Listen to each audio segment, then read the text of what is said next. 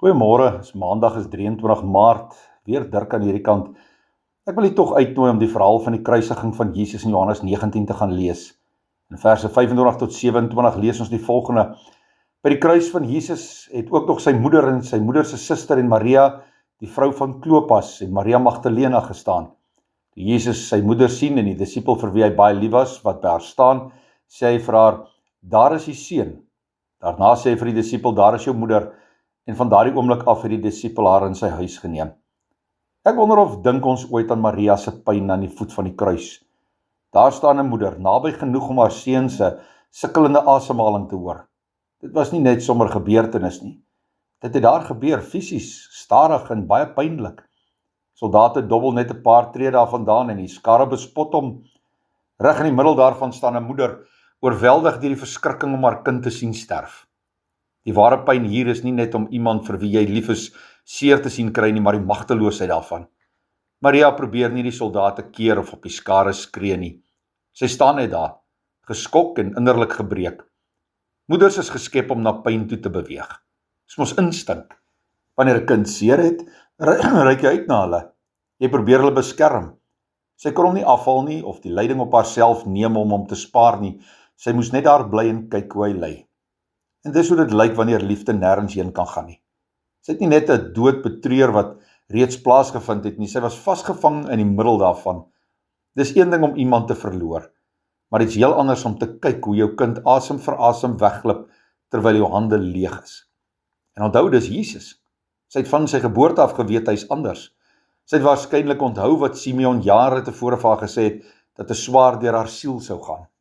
Maar daar by die voet van die kruis het sy nie meer gewonder wat dit beteken nie. Sy het dit gevoel.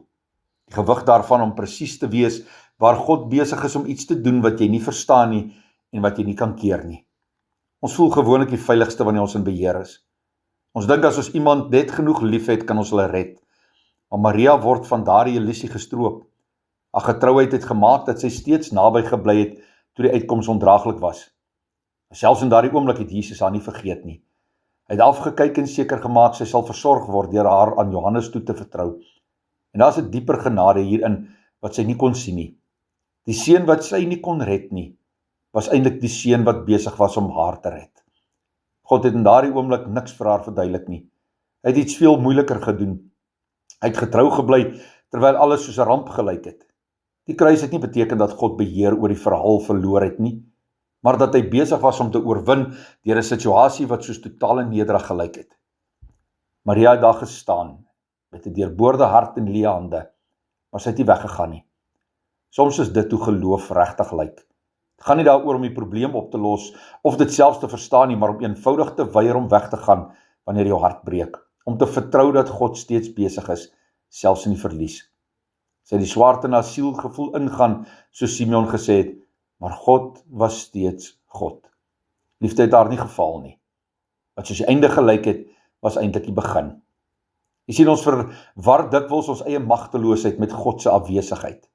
Ons dink omdat ons nie die pyn kan stop nie, is God nie daar nie. Maar Maria wys vir ons dat selfs wanneer liefde nie kan red nie, is dit steeds daar. Maria kon nie haar seun red nie, maar is omdat haar seun op daardie oomblik besig was om die wêreld te red. Here, dankie vir u seun. Dankie vir u kruis. En dankie vir u gewilligheid. Amen.